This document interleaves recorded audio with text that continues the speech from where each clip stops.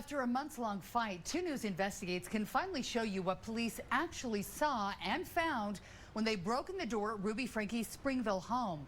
Police were looking for 2 of Franke's children. This happened as police in Ivins were in Jodie Hildebrandt's home after locating 2 of Ruby's emaciated kids. Brian Schnee shares what we learned from the body camera video of police entering Ruby Franke's home.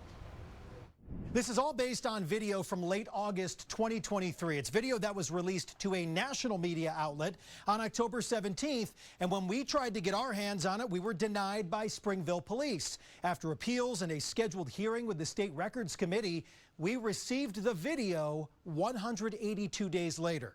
That's usually what she drives, right? That van? Yeah, she had a whole YouTube thing about it. Ruby Police Department, open the door, do it now! Springville police at Ruby Franke's home on August 30th, 2023. Officers believed Ruby was home at the time. Ruby, it's the police department, open the door, do it now! While she was actually in southern Utah. The way they found, she said those kids were starving. And in a safe, like cut the safe. Preliminary information relayed to officers. Police department, open up! DCFS is telling us that there's 2 children missing that are in danger here in Springville, essentially. The entire agency served the warrant on the house. Former Springville police officer Katie Powell did not go to the Franke house that day. I was actually the only one who didn't because they stayed behind to take other calls for the city, so everyone in the agency knew about the family at that point. Waiting for a warrant, police combed the outside of the home for more than an hour before they broke open the front door. They quickly cleared the home. I'm gonna go to the right, there's an open door. Okay, I'll hold on. Police department! Looking for 2 children who were believed to be in similar condition to those found in Ivins that day in and around Jodie Hildebrandt's home. Anywhere a little emaciated kid can fit. While scouring the home, there's hella phones of mom downstairs in her room. Tons of phones. they located cell phones. This is their diary. And written notes.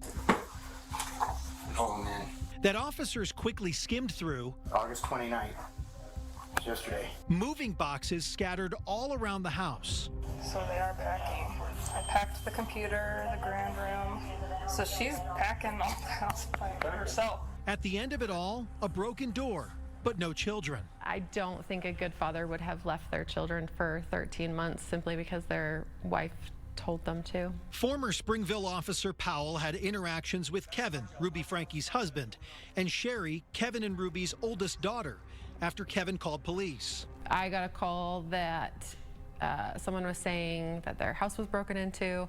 I looked on the screen, immediately recognized who was calling, so I spoke with him, and he wanted to have Sherry charged with burglary for breaking into the house. She's the officer that spoke to Kevin on a few occasions, and as seen in this video, returned items that were taken from the home. I would have liked to have seen more investigation done into the potential abuse that happened at the Springville home now that we kind of had a nexus for probable cause, which we could have done. We received calls on them before, and I would have liked to have seen investigators try to take a look at charging things for what happened in Springville. This didn't just start a couple months ago or a couple months prior to this call. This is years of buildup. If you could, would you go back and reopen something against Kevin Franke, at least look in further? Oh, absolutely. I think leaving your kids alone for 13 months should have been looked at some form of neglect, knowing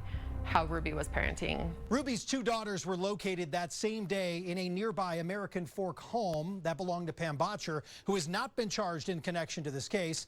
Neither has Kevin Franke, who has been working to get custody of his children. It's important to note here, according to the timestamp on body camera videos from Springville and Ivins, it appears Ruby Franke had already been detained by police inside of Jodie Hildebrandt's home before officers even broke down the door to her actual home in Springville. Brian Schnee, KUTV 2 News.